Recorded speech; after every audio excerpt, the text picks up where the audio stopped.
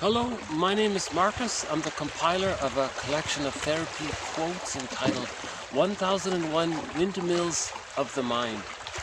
This is TQ 1261 to 1271.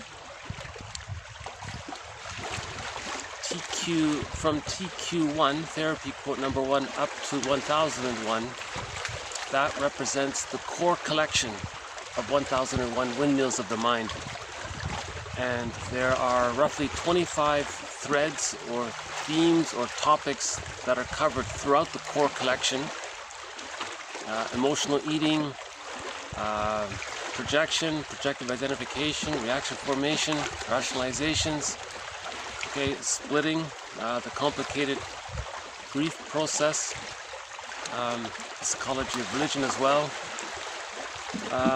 The overall orientation is what's called object relations theory, which simply means that originally the baby has an external relationship with his mother, and then he internalizes those experiences in the forms of clusters of memories.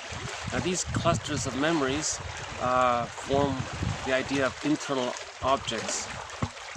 So memories of the mother being loving, so there's an internal loving mother. So memories of having been loved, there's an internal self of having been loved. Sometimes the mother was maybe promising or tantalizing, so there's the image of the mother in that way, linked to a part self representation that feels kind of very hopeful about getting their needs met. There might be an image of the mother as being refusing or emotionally unavailable, linked to a part self representation that feels just unloved or despised, sometimes called the hungry, enraged, empty part self. There's an image maybe from the environment. The child got support for his autonomy, so there's an image of the other that supports the person's growth and healing, linked to a part self representation that feels supported in a healthy and positive way. So we have this internal cast of characters, or this internal theater, right? So that's called internal object relations world. So the baby's original external relationship created this internal relationship, which then later on influences how a person sees their external relationship and how they relate to others. You see? So this sort of, from the original external, creating the internal, and then how that affects the person's later on external, interpersonal, this sort of dynamic is called object relations theory. Right? Now the mentors in this series are William Fairbairn, who talks about the endopsychic structure, this internal map or this internal theater. Melanie Klein, who talks about the defense mechanisms that the baby uses to deal with the anxiety when the mother's unavailable, splitting, projective identification, reaction formation, and so on. She talks about the different positions. If the arrested development takes place earlier on, that's one position. If the arrested development takes place a little later on, that's a different position. Okay. The work of Margaret Mahler, right? So she says that the psychological birth doesn't automatically take place with the biological birth, that there's this process called the separation individuation process. So the baby had this original, hatched out of this original metaphorical egg, out of the uterus. It just took a moment. Now the baby enters into another egg called the stage of symbiosis, and then the baby hatches out of that second egg, this extrauterine egg, right, the extended womb. The baby hatches out of that second egg gradually, from roughly beginning at the age of 3 months up to the age of 3, and that's called the separation individuation process, leading to the psychological birth. Now Masterson brings all of this together, called the Masterson Approach. So those are 4 of our mentors. The work of Karen Horney and the work of Edmund Bergler. So they represent the 6 mentors in this series. Robert Bly makes an occasional guest appearance. Now we're into the bonus quotes. So all of the quotes beyond 1001 represent the bonus material, but they add on to the core collection. Right? So if anyone orders or makes a request, the link is below for the collection. This is a great collection, by the way. This, to the best of my knowledge, is only the second collection of psychoanalytic quotes that's ever been compiled, to my knowledge. Gregory Bauer created the first one in 1990, and this one here in 2021 is a greatly expanded on his work. So they'll get the core collection and all of the bonus quotes. So there's a lot of value in it. I'm confident. One of the benefits is that some of the jargon has been simplified. There's no Lacan, there's no Jung, there's no Freud, right? This is all object relations theory. So that's object relations theory is considered the most contemporary, updated version of psychoanalysis. Right? And we're learning as we go along as well. I mean, the collection alone I think is valuable just for the psychology of religion. That's an interesting thread right there. And the issue of complicated grief, I think that's a valuable thread. Splitting precludes mourning. Lindsley's quote. The work of Masterson talks about the real self, the real self being a part of the self that gives the person or allows the person to have various capacities. So the real self, part of the self, allows the person a wide range of affect. So if the person needs to mourn, the real self will allow the person the ability to mourn losses. If a person doesn't mourn losses, they can become a curmudgeon late in life.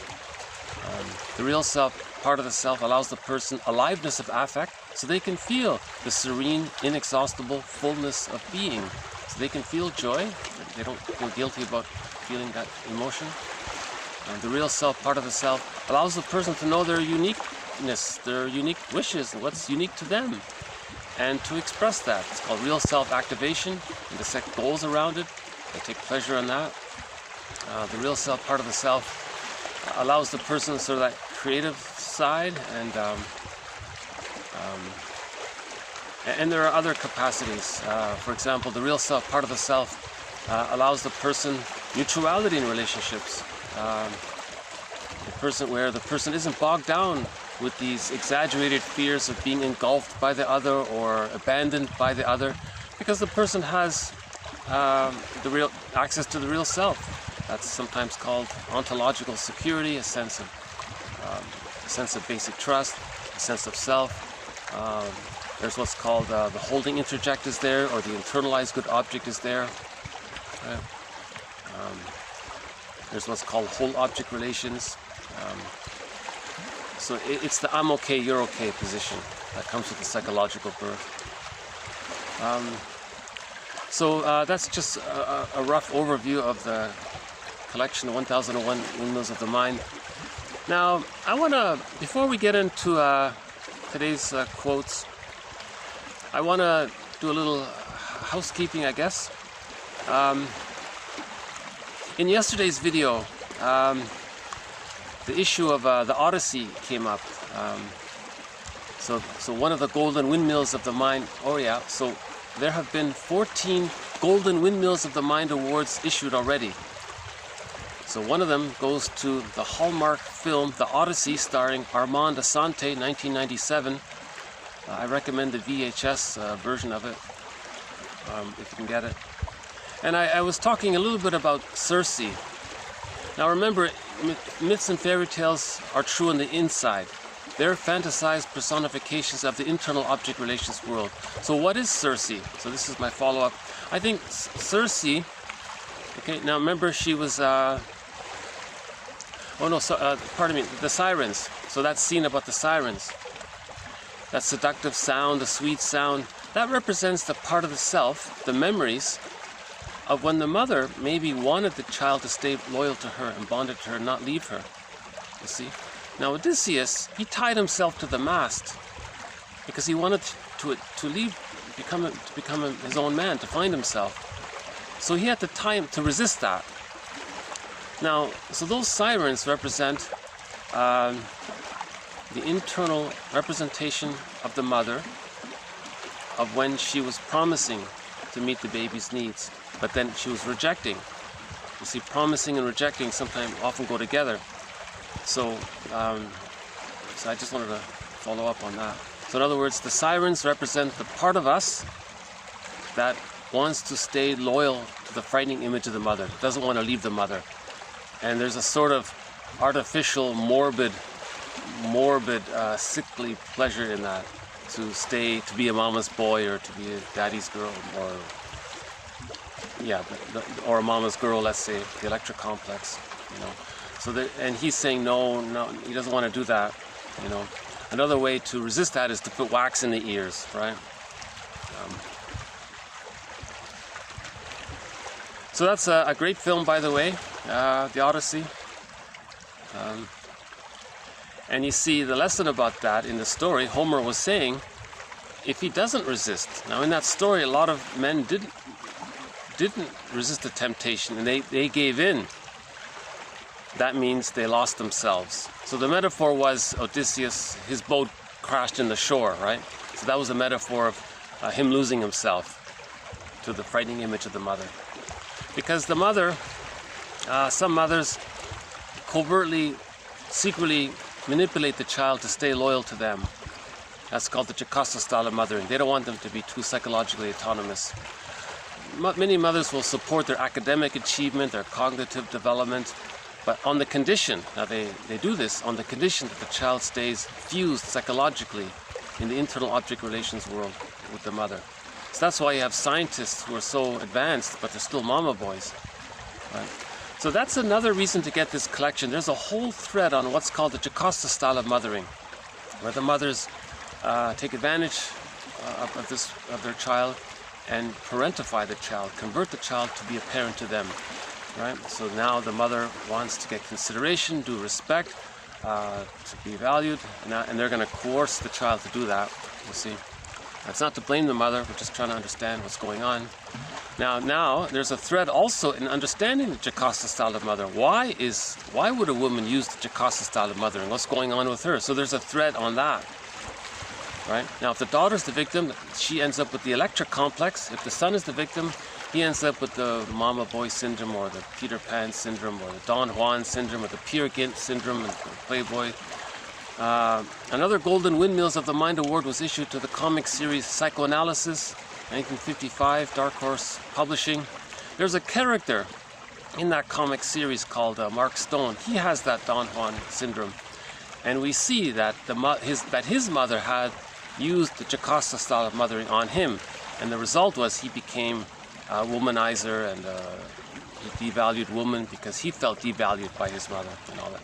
So that's another good reason to get this collection, to understand what we're calling the Jocasta style of mothering. I think in the 80s it was called childhood parentification. In the Peer Gynt story, it's childhood partnerification. Inappropriate for mothers to expect their sons or daughters to be their parent. Very inappropriate. The child loses themselves, right? And then they identify with the aggressor, and then they do to others what their mother did to them, to communicate what their mother did to them, you see. So that's another thread in this series, what's called identification with the aggressor.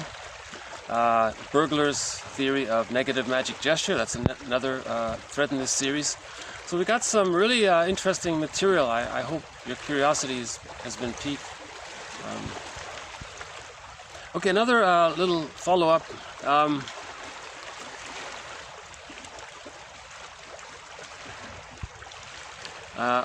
I've been in the recent videos. I've been giving little updates to TQ 1124. Why don't I just read 1124 first? So we're going back to TQ 1124 for a minute.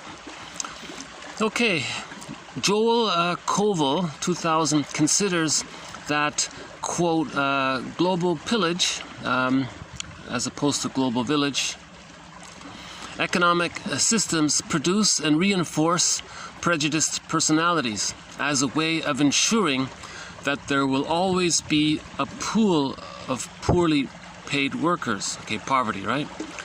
If one adopts this point of view exclusively, individual prejudiced personalities are produced by their society. Okay? The psychological dynamics of their prejudice are merely programmed in by the socialization process. Okay, next one here. In an equally one-sided account, one might postulate that prejudice is solely a function of psychological dynamics, such as the defensive need to project onto others one's own disowned psychological characteristics. But from our perspective, we need to make room for both. Okay, so I want to continue with this follow-up. All throughout the core collection on the thread of prejudice, I've been one-sided. I didn't realize it, really. I've exclusively talked about how repression and splitting and projection and projective identification, rationalization, how all of these factors end up with prejudice. Right? So typically, two common forms of it is if the child felt unloved and they identify with the aggressor, then they project their unloved, despised self onto non-threatening substitute others and do to them what their mother did to them to communicate what their mother did to them. So the prejudice can go that way. Or a person projects the frightening, rejecting mother onto non-threatening substitute others, and then in their secondary delusion, they're angry at the innocent person, saying all these terrible things about them because they projected their infantile fantasy of the mother being frightening onto the non-threatening substitute others. So prejudice works sort of that way. And there's more to it, but that's sort of this individual psychological side to prejudice. Now, when I came across this quote, it shook me. It said that I'm being one-sided. He said, what about the sociological factors? And his example here is, what if there is an economic system? So yesterday's video, there was this theory about when agriculture was discovered roughly 15,000 years ago, that sort of changed things. The theory was that before agriculture, babies got a secure attachment style. The human personality prior to 15,000 years ago was I'm okay, you're okay. There wasn't schadenfreude and all these awful things. It wasn't hostile, it wasn't bullying. These kinds of distortions didn't take place because apparently when the baby was born, the baby was held around the mother's belly, so the baby got his extrauterine needs met. He got his extended womb needs met, and the mother was easily attuned to the baby's needs, so there was no trauma there, no developmental trauma, no relational trauma, no fixation, no arrested development. But then when agriculture started, the theory is people got too much serotonin from all of that free food, let's say, and then the mind gets used to that expectation of how they got the serotonin. Now, if there's a weather problem, people feel stressed. So we talked about the Spinach Study. So may I refer you to yesterday's video about the Spinach Study. So the Spinach Study was first the monkeys got a spinach leaf, and then suddenly they were given this bowl of sugar, and the monkeys got very excited, and then they got used to that. Now, when the researchers tried to go back to the spinach leaf, the monkeys got enraged. You see, so I'm sort of using that as a potential question mark metaphor for what happened with agriculture. Agriculture is like this bowl of sugar that's suddenly this extra because sugar. Actually, the quote is about juice. She said that concentrated juice adds a lot of sugar, gives the person a lot of calories, so the mammalian brain feels safe. So that when a person feels safe, they get serotonin. So anyways, when agriculture was discovered, people got a sudden boost in serotonin, and then they expected that. Now, to deal with the stress, if there's a weather problem, then maybe children were raised differently, and that was the birth of an insecure attachment style. So children were no longer getting that secure attachment style. A secure attachment style is needed for the psychological birth, for whole object relations, to mutuality, to the adult personality of being calm and all that. But if that doesn't take place, so there's what's called the insecure attachment style. That's a trauma, and the person spends their life repeating, recreating the situation to try to master it. So then, out of the greed to get more of the bowls of sugar or the juice, then maybe the theory is system was so now there's greed, because if there's an insecure attachment style, the child didn't get his mother's love, he's going to become greedy to get that. These people grow up and they want to plunder, so now they think, well, how are they going to plunder? So now an economic model was created to plunder called the global pillage. So we started off with global village, and then with agriculture we switched into global pillage. But in order to pillage, you have to create poverty. In order to pillage, to plunder, you need a pool of poorly paid workers, he says. You need poverty. Now, how do you create poverty? He says you instill it into people. You want to make the shift from the tolerant personality or the spirituality. You want to create religion to create the prejudiced personality. So that's why we have this side thread on the psychology of religion and how that creates prejudiced personality, because religion promotes repression, promotes splitting, which promotes projection, which promotes rationalization. It promotes not being aware of your projections. Right? Now with the splitting, there's this good and this bad, us good, them bad. You see, it creates that splitting. And when you have people with the prejudiced personality, it's easy to plunder and create poverty because you feel entitled and rational, because you're preserving that psychic structure. See, the psychic structures of splitting, one side is denied. You see, then you project it outward. But the tolerant personality, people are people, I'm okay, you're okay, and then you don't do that, right? So that's the natural state of affairs. The tolerant personality is the natural state of affairs.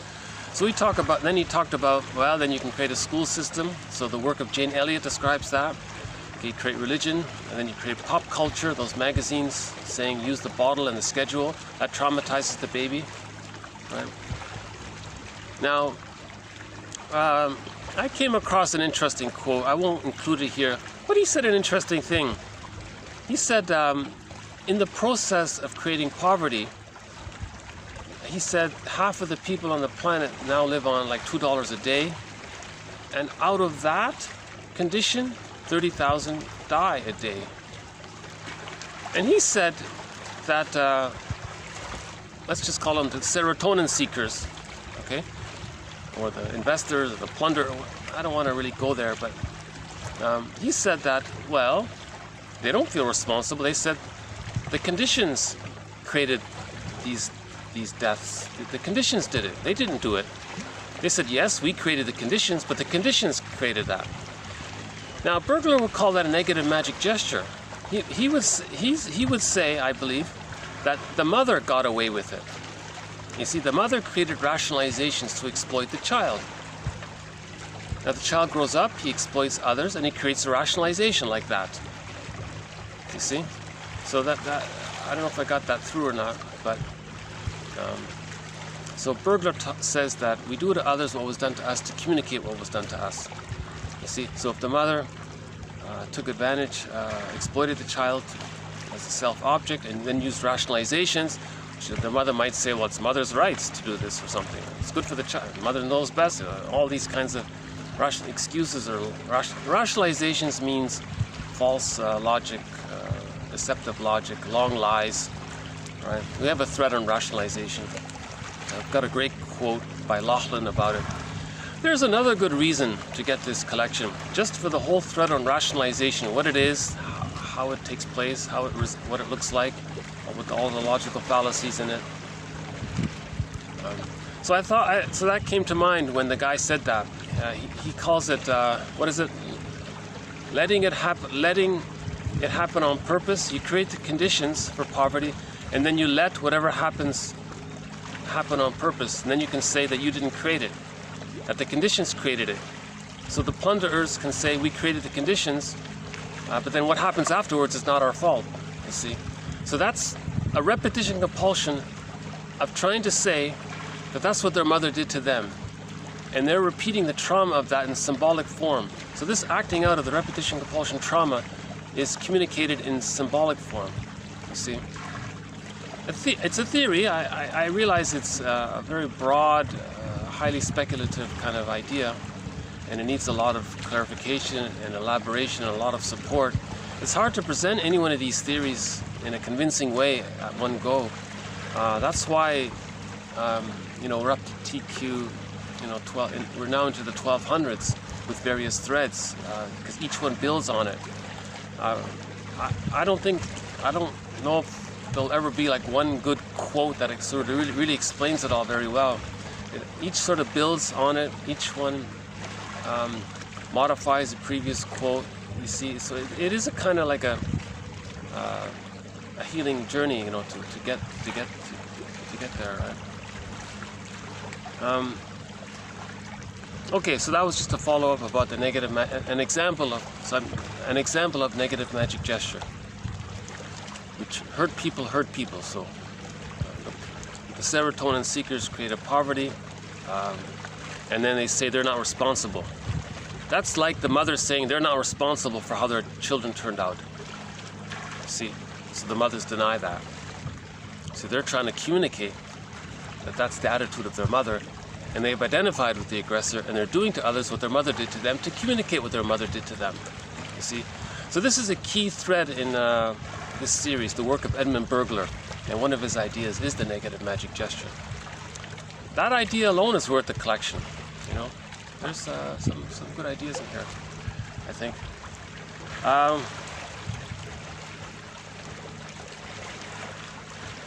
Just a quick follow-up to that TQ. A part of 1124 was 1125.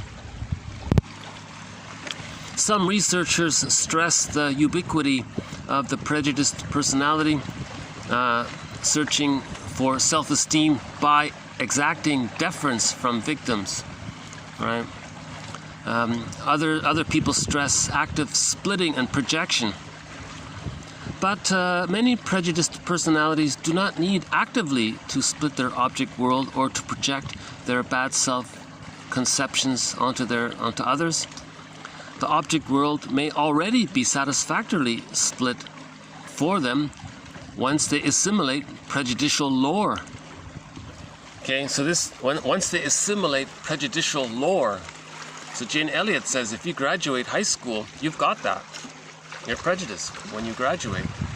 So that's one of the threads in this series, the work of Jane Elliott. In other words, we can be conditioned to be... The baby might psychologically have a tolerant personality, but layered on top of it is the bombardment of, those with a shade of beige tone of skin are good, those with a shade of brown tone of skin are not good. You see, and then you cherry pick the materials to promote that, and you highlight. You see, it is easy for teachers and curriculums to instill the prejudiced personality. And someone said the school system and religion are tools of the plunder system. You see, now how did the plunder system start? So the theory is agriculture. Okay, now the chemistry behind it is too much serotonin and too much dopamine. So may I refer you to yesterday's video about dopamine and serotonin. So we're trying to link dopamine, serotonin, the invention of agriculture, okay, attachment theory from secure attachment to insecure attachment, the Melanie Klein's what's called the paranoid schizoid position with splitting and projective identification, and how that feeds into the prejudiced personality, you see. And then we had another quote saying, to heal ourselves from the prejudiced personality to the tolerant personality, which is the natural healed state, we need to look at both sides, the individual psychology and the sociological factors, and how they kind of feed each other back and forth like that. Just a seagull here, but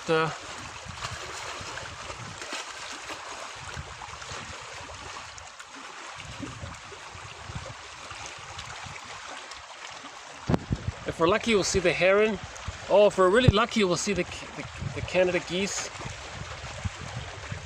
I only once saw them fly by honking. It's quite a sight, the Canada geese. So on a lighter note, the companion animals in this series are the blue jay, the fox, and the crow when I'm indoors. When I'm outdoors, it's the heron and the mosquito. The heron and the mosquito.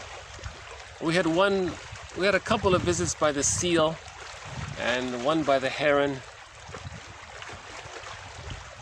Once we had a kayaker go by, and a couple of those water skidoos, or jet skis, I guess they're called.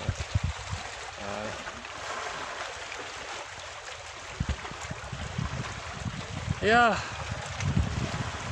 Okay. Another sort of final sort of housekeeping item is I was speaking once. I was trying to remember the German term for the phrase of the question, what relationship do you have with yourself? What relationship do you have with yourself? And I forgot the German word for it, so here it is. It's Eigenwelt. Okay, Eigenwelt. Okay, when we use this word Eigenwelt, we're talking to the relationship a person has with himself or herself. Now, Umwelt, that means a person's relationship with the environment in general, the physical environment or his social environment. Mitwelt, that means a person's relationship with people around him, like his interpersonal relationships. So we got Mitwelt, Umwelt, and Eigenwelt. So we're learning a little bit of German here. The other German word, an important one, is the unbewusst. The unbewusst means the unconscious. So people used to use the word unbewusst when they were talking about the unconscious. Everything we don't know about ourselves, that's in this bag that we drag behind us. So again, that's another thread in this series. Robert Bly's metaphor of the bag that we drag behind us. Children lose or deny or repress or disown or disassociate so much of who they really are, and it's as if, as a metaphor, it gets put into this bag that we drag behind us, and then we spend the rest of our lives trying to re-own, reclaim, reintegrate what we disowned in childhood. Now this bag we drag behind us is sometimes called the stranger within, or the secret self, or the shadow soul. One poet says there's someone living my life and I know nothing about him. There's someone who walks with me, who's not like me, but who is me. In literature, it's the motif of the double, right?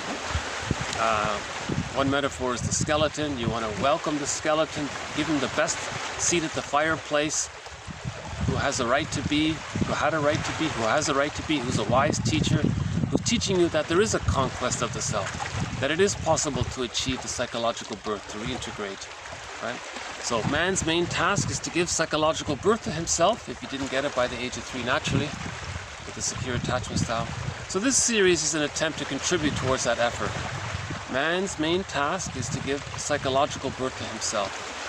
That means we have to give, so to do that we have to face the unconscious ambivalence of the parents. We heal the splits, achieve whole object relations, decathect from the frightening image of the mother. That's called getting the key out from under mother's pillow. Again, Robert Bly. And then the life force can cathect to the self-representation. Okay, that's the psychological birth. And with that comes access to the real self. So that's the work of Masterson there. Another Golden Windmills of the Mind Award was issued to James Masterson's book, The Search for the Real Self. An excellent book.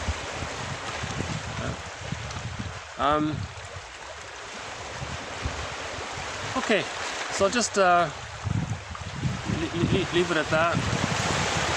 So let's begin today's quotes here.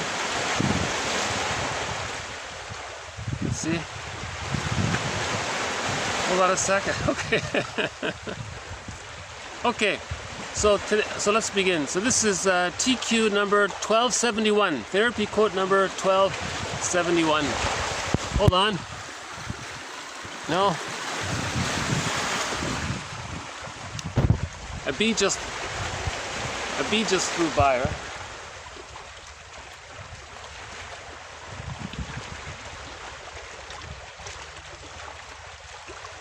Okay.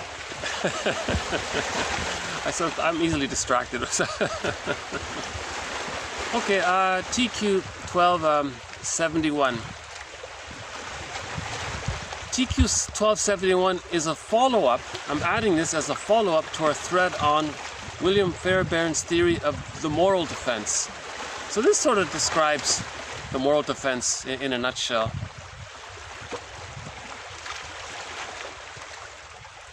Hold on a sec. Okay, TQ 1271. One way of talking about the moral defense. Okay, an abused child, in order not to feel like an orphan, may protect his parents by identifying with their negative beliefs about him. This, quote, moral defense keeps the idealized parents in their undeserved ideal state. The psyche wants to experience connection more than it wants to recognize the presence of abuse. Okay?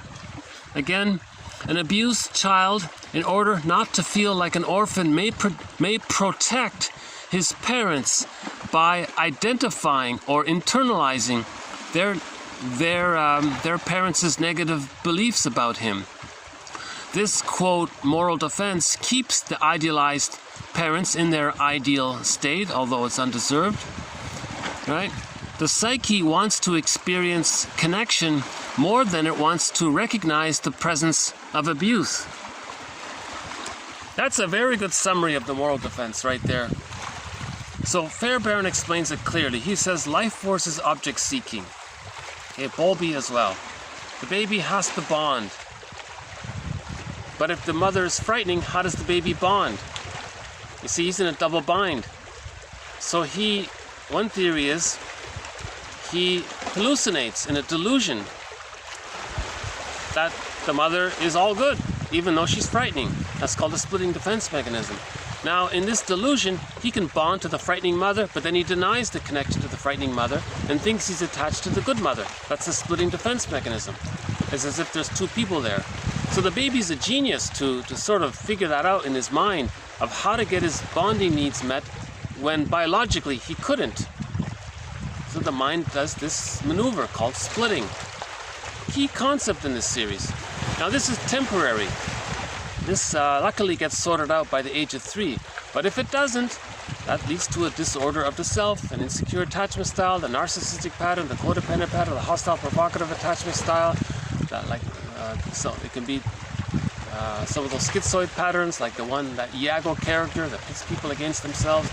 You see, so they're negative and cynical. And, you see, so that splitting defense mechanism is just meant to be a temporary maneuver for when the mother was emotionally unavailable. Now, the mother may not have meant to be abusive, right? Maybe she was unavailable on the phone, but the baby interprets that as being abused because he's terrified. He needs the bond. He's still in the womb. When the baby comes out, he needs an extended womb. Again, humans come out too early. They need the extended womb, the extra uterine womb. So one way of putting it is that the child thinks, in order to form this attachment, because of his magical thinking, and he thinks it's all about him, he'll make his parents good and he'll take on the badness. So now that's the birth of I'm not okay and you're okay mindset. You see? So in the beginning, children think, oh, that's quite a...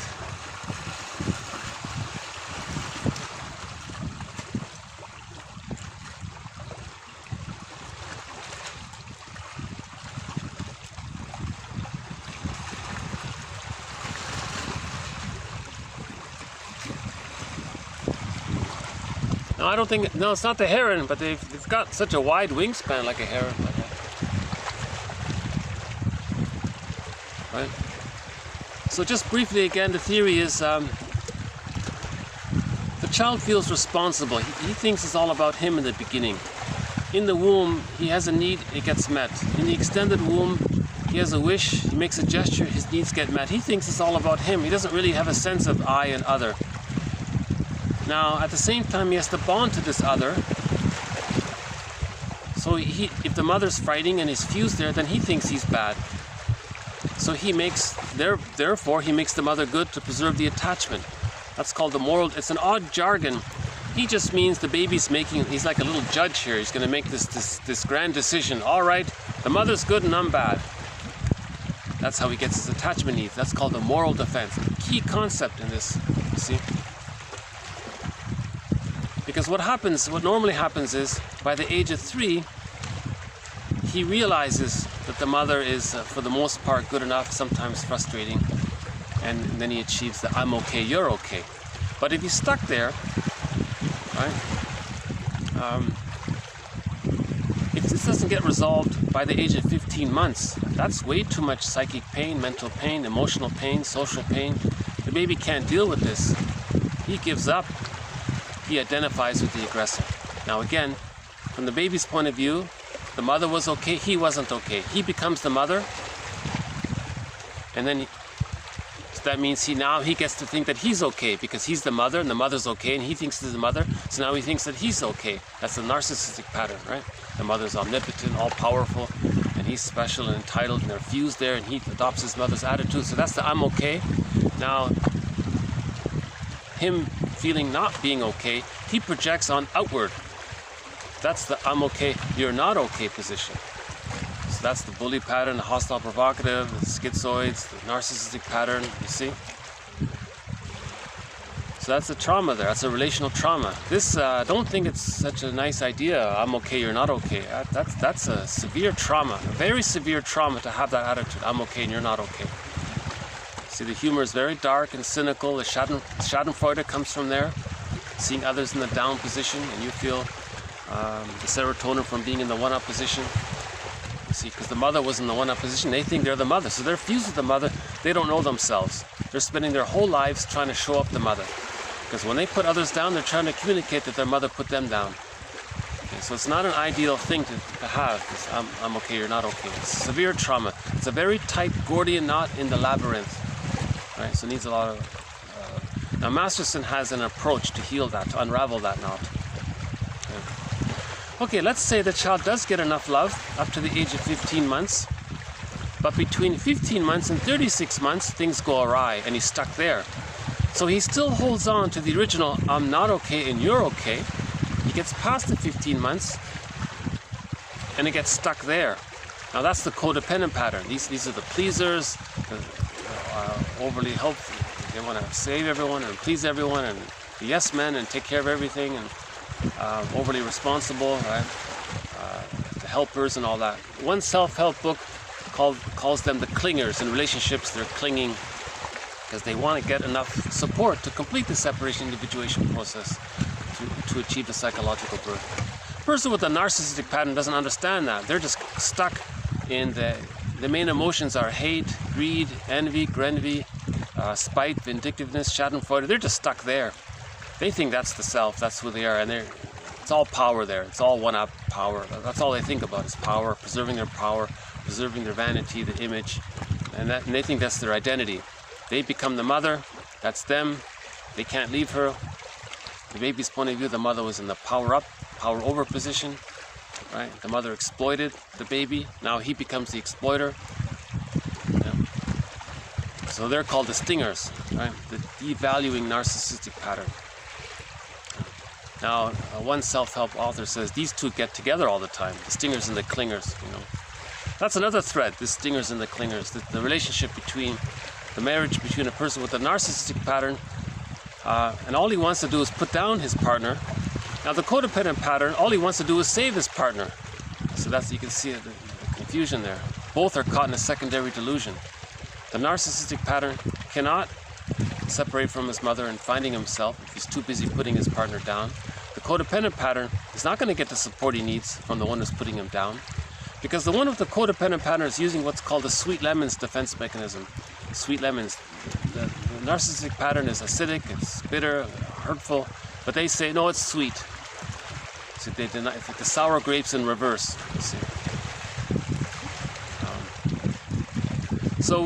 So again, an abused child or the unloved child in order not to feel like an orphan, abandoned, right, may protect his parents by identifying with their negative belief about him. This, quote, moral defense keeps the idealized parents in their undeserved ideal state. The psyche wants to experience connection more than it wants to recognize the presence of abuse. That's a great quote. I have to hand it to this author here. That's a great summary of the moral defense. Solani discusses the moral defense very well in his book, Fairbairn's Object Relations Theory by David Solani, a very good book. He talks about the moral defense in that book as well. But this is from a self-help book, so he even simplified it even further.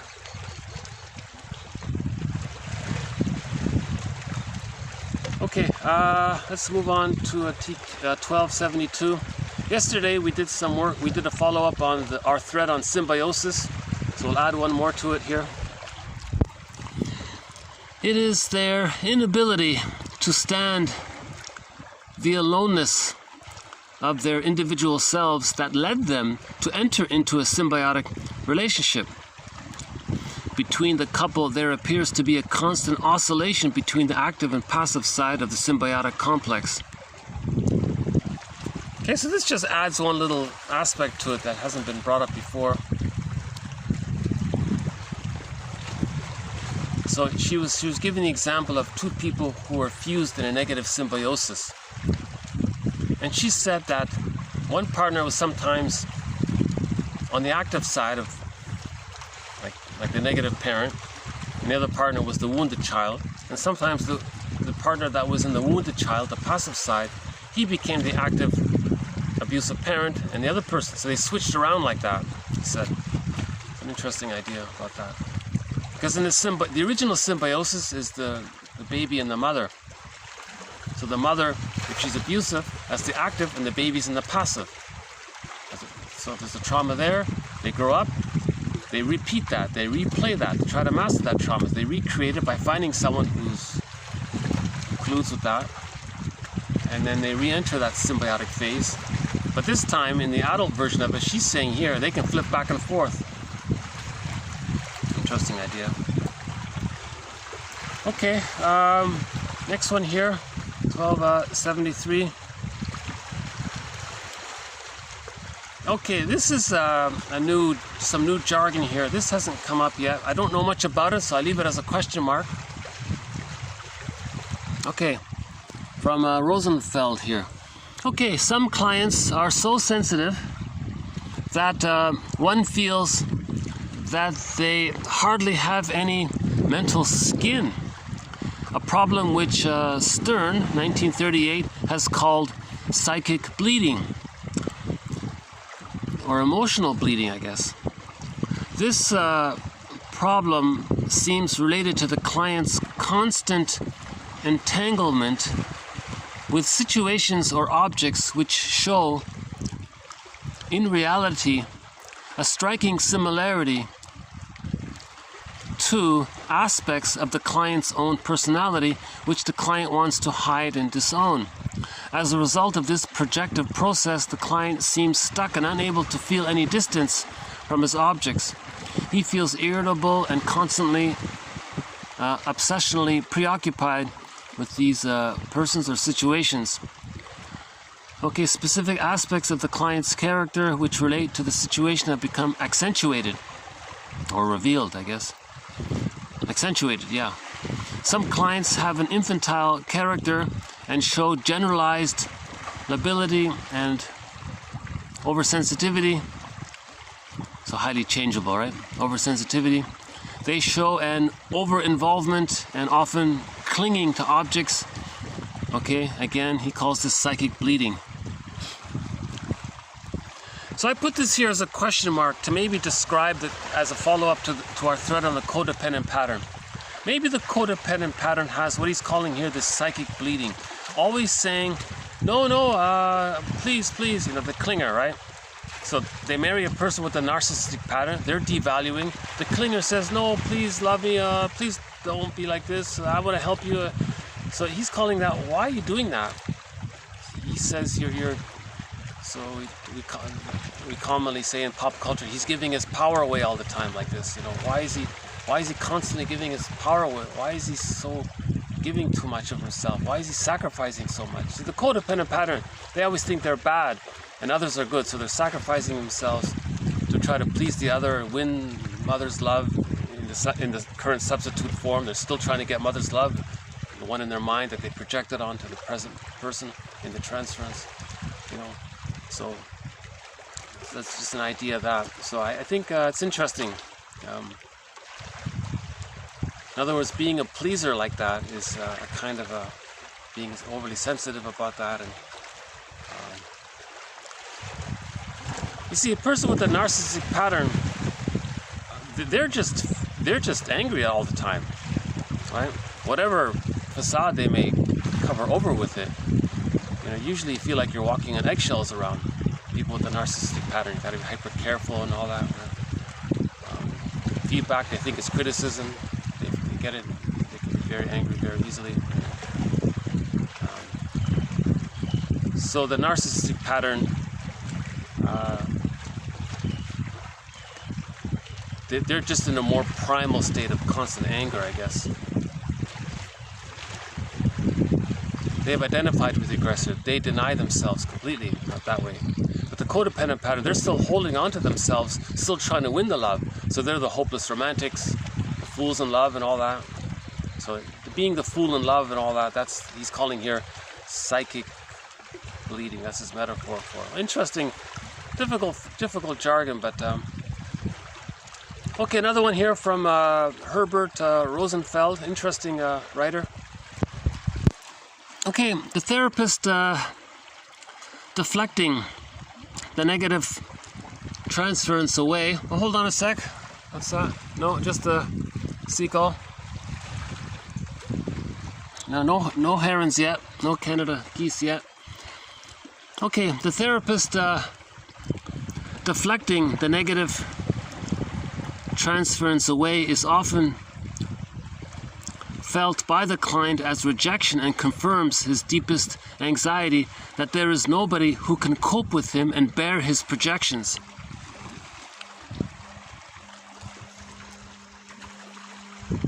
Oh, I guess they're just all seagulls here. Yeah, there's no herons here.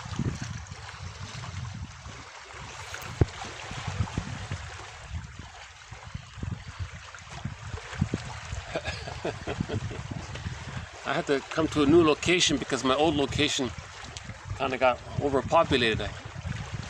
I'll start the video and then people will walk by and I'll feel distracted and then I start over again. And so here I don't think people are going to come, but so I have to strike a balance here somewhere.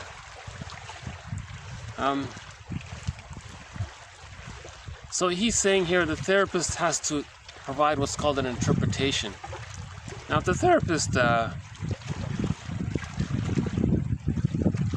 doesn't provide an interpretation, or he can't handle it, and he acts out in some kind of what's called countertransference acting out, the client feels depressed because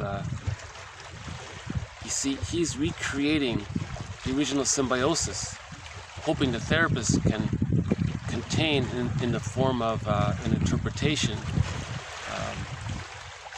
what the mother wasn't able to contain. Okay, we'll do one more from Rosenfeld, so I'll just leave that as a question mark.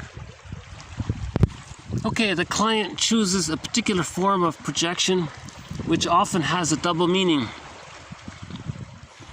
Oh, I remember now. This came from an article about the narcissistic pattern, so keep that in mind. So this next one here is about the narcissistic pattern. Okay, the client chooses a particular form of... A client with the narcissistic pattern chooses a particular form of projection which often has a double meaning and has the effect of making the analyst miss the main points, which in turn increases the client's omnipotent delusion that he can control the analyst's thinking. It is essential to expose all evidence of entanglement and collusion which have attached themselves to the negative transference. Avoiding analysis of these problems in the transference cannot help the client. unconsciously, oh, there's a heron. Can you see him there? Oh.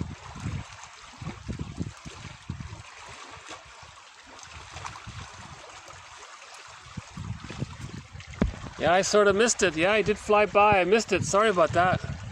We just caught a portion of the heron there. Okay. That's a good sign. That means we might see another one.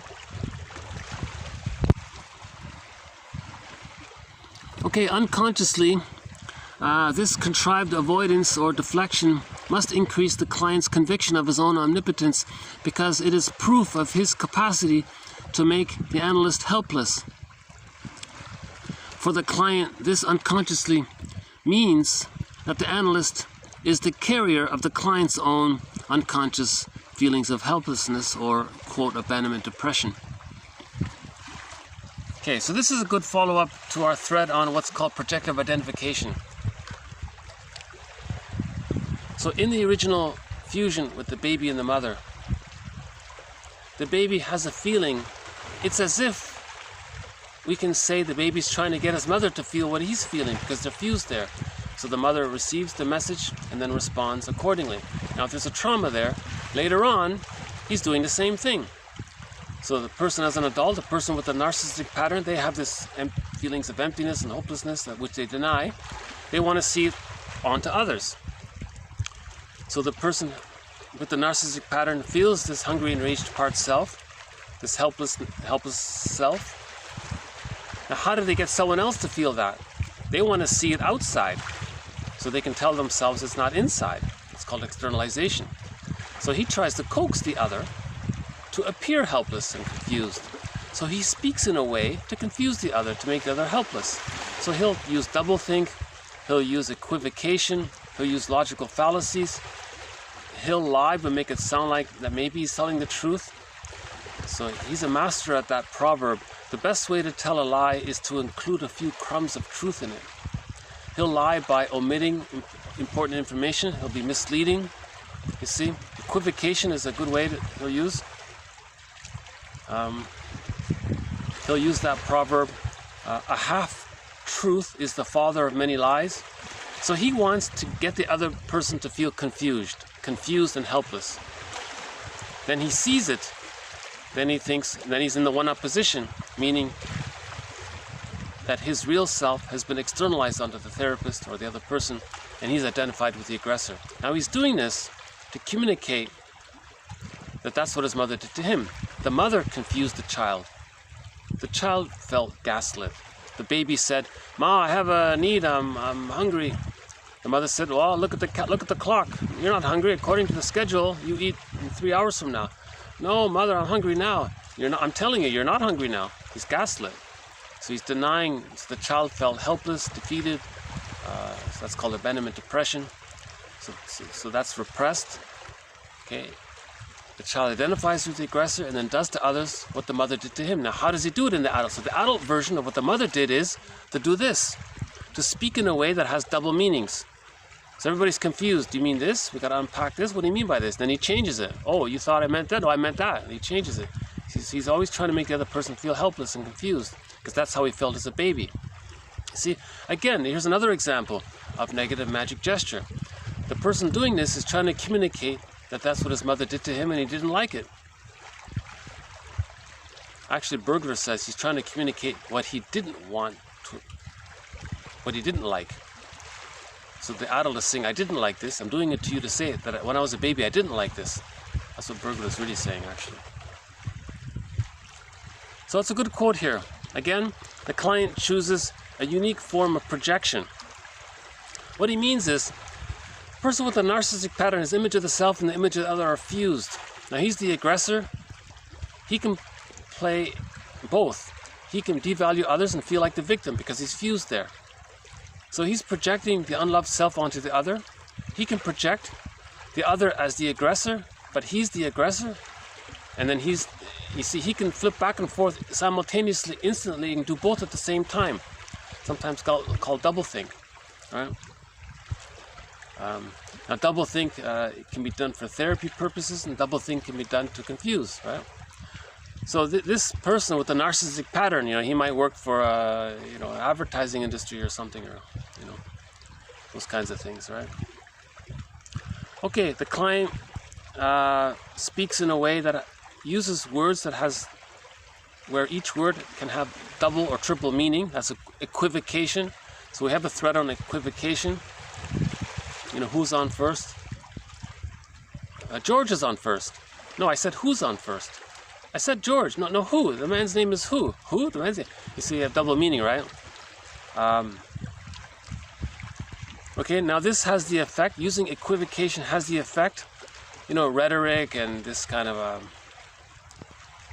logical fallacies and tricking people and leading people to think one way but you mean it the other way, and innuendo, and see all of this stuff, right? So we have a partial thread on logical fallacies in this theory. It's undeveloped, straw man arguments, and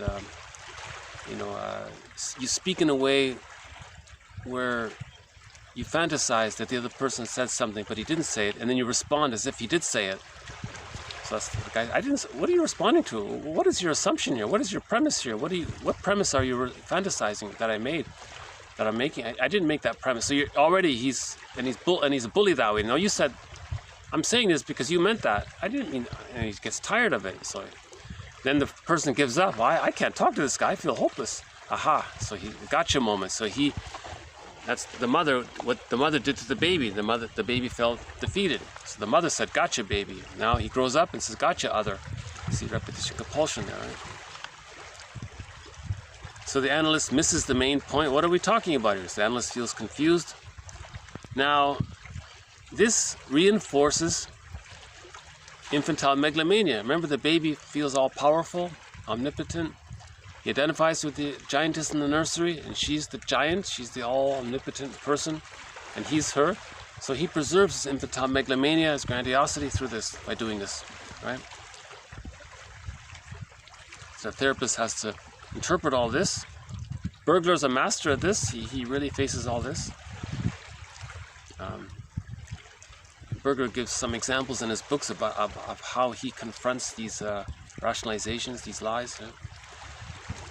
If the therapist avoids doing this, then the client again, he preserves his infantile megalomania. Okay, and then he gets to see that the analyst or the other person is helpless. Okay, now the therapist or the other person is the carrier of the unloved self. The other person is the carrier of the unloved self. That means he doesn't have to face it himself if he thinks it's outside of him. You see, if he does face it himself, if he does accept that he was unloved as a child, huge anxiety there. All defense mechanisms are used to deal with anxiety. So this client using this rhetoric to confuse others, that's a defense mechanism. Right? Rationalization, rhetoric, these are all defense mechanisms to make others helpless, to externalize the unloved, hungry, enraged, empty part self of himself. Okay, I hope that sort of made sense a little bit. Okay, the next one here. TQ 1276. Every neurotic has an inferiority complex. Okay, the unloved self. No neurotic is distinguished from other neurotics by the fact that he has an inferiority complex and the others don't have one. He is only distinguished from other neurotics by the how of it all. So in other words, the person who thinks I'm not okay, you're not okay, or the codependent one, or the codependent one who thinks I'm not okay, you're okay, or the narcissistic one, identification with the aggressor, he thinks I'm okay and others are not okay. All of them have an inferiority complex. All of them are denying the unloved self, part of themselves. The codependent accepts it to some degree. Okay, one more on our thread on our thread on the theory that babies needed an extended womb. Okay, TQ 1277, the baby needs to be held affectionately, warmly, these babies, they are seeking a physical form of loving which was given naturally in the womb. Again, the baby needs to be held lovingly. They are seeking a physical form of loving which was given naturally in the womb. Okay? It was given naturally in the womb. The baby was held in the womb lovingly, affectionately, tenderly. The baby was happy. He was in a blissful state. In the extended womb, that's meant to continue. And I have this, on behalf of 1001 Windmills of the Mind, here's a major idea to consider. Give the babies, the newborn baby, an extended womb. Let him still think he's in the womb. Be attuned, meet his needs. Right? Roughly at the age of 3 months, then he can start to hatch out of that metaphorical egg. Right?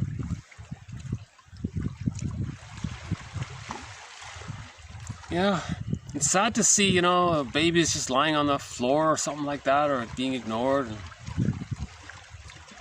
My opinion would be the mothers should maybe just stay in bed for 3 months.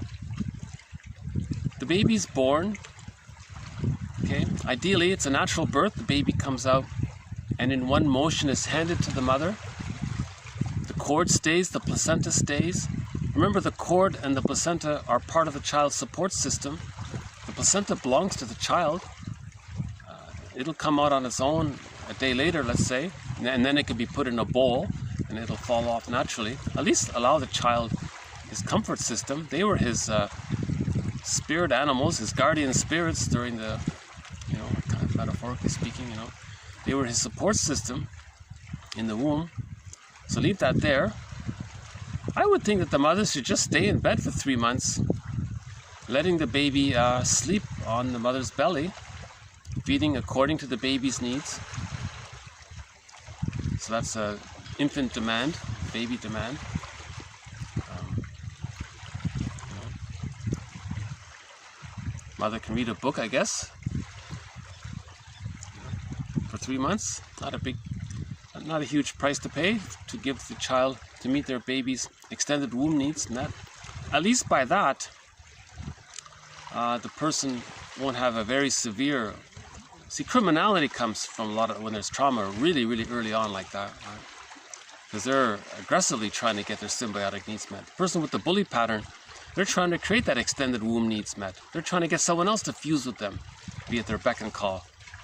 So the mother stays in bed for 3 months. The mother's at the baby's beck and call. Yes, the baby's sleeping most of the time, but that's okay.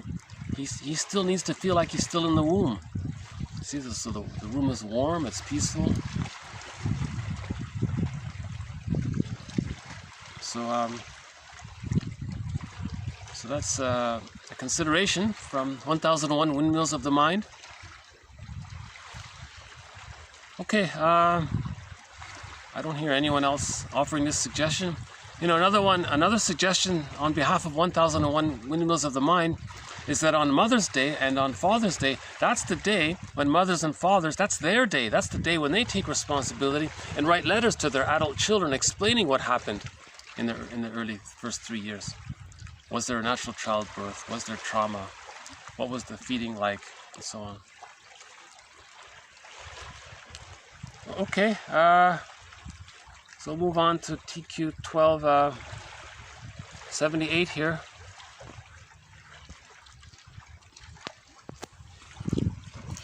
Okay, the truth is always coming back at me from a time that doesn't exist anymore.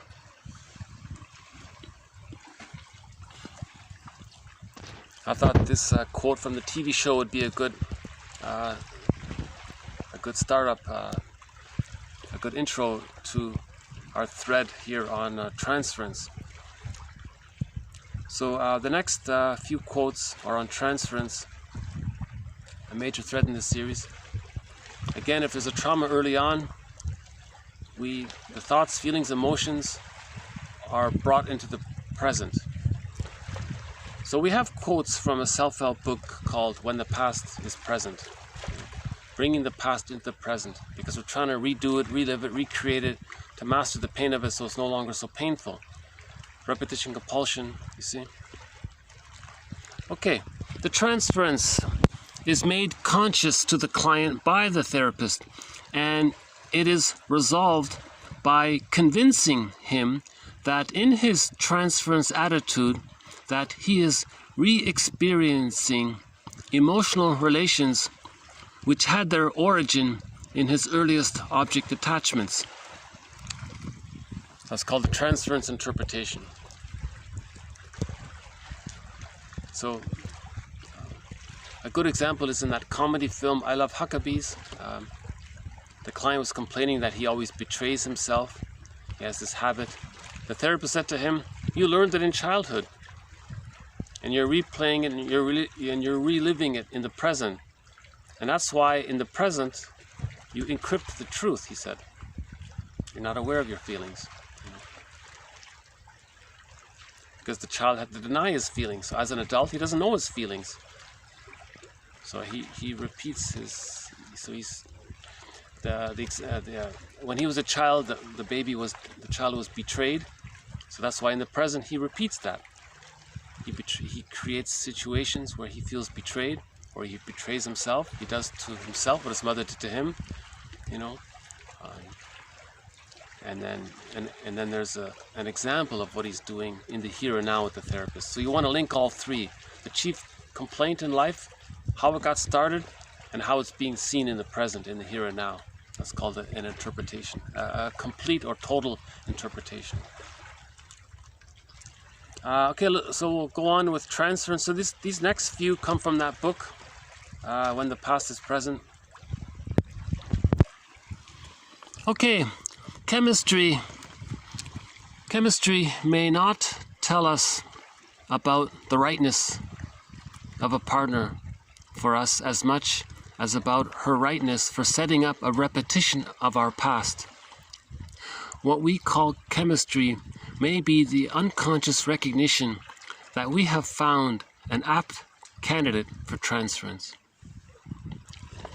Being loved brings up the past because we are remembered of what it was once. Being loved brings up the past because we are reminded of what was once there, or of what was always missing. Transference, a compulsion to return to our past in order to clear up emotionally backlogged business. We go back like restless ghosts to the house where the power-packed events occurred. The house we haunt is not our original address, but the one we live now. The people whom we haunt for fulfillment of our earliest needs are not our parents, but the people in our present life. Transference is a misdirection, or a misplacement, a displacement.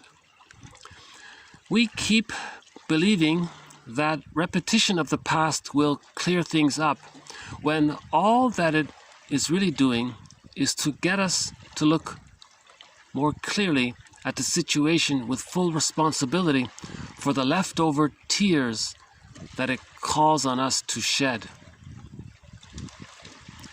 Transference is a redirection of unresolved energy toward a safe object, a refuge. The spouse can be more safely confronted than a devouring or impinging or engulfing mother. The safer object.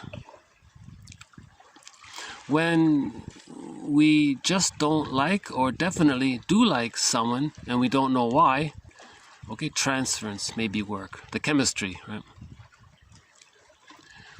We can piece together our childhood history by observing our needs and expectations in relationship and the partners we choose or keep on choosing. A real relationship, okay, as opposed to a transference relationship, okay, so love as opposed to transference love. A real relationship happens when there are more you and I, okay, here and now, you and I, Okay? I respect you as a person in your own right. Okay, likewise, when there are more you and I moments than there are transference moments. Again, a real relationship happens when there are more you and I moments than there are transference moments. See, the transference moments, that's just a repeat, that's just a replay, reliving of the past. That's a transference moment. So all this arguing, that's battling with the parent, projected onto the safe spouse, the refuge, the spouse. That's not a bad, that's quite a good little collection here. That's TQ 1281. I recommend a read through of this one here, 1281. So this builds on our transference. That's a good book, huh? When the Past is Present, by a guy named David Richo, is it? Don't know much about him, but that one book of his, I think, is not bad. Okay, the bottom line. What's the bottom line? So let's refer back to TQ 1126. Mourning requires an unconscious working through of the ambivalence towards the parents. Okay, often the parent, okay, was a Jocasta mother. Okay, the mother used the Jocasta style of mothering. She had the Jocasta complex. The Jocasta complex is the morbid attachment of a mother for her own son or daughter, a type of disturbed or morbid mother love, right? So that negative symbiosis, that's the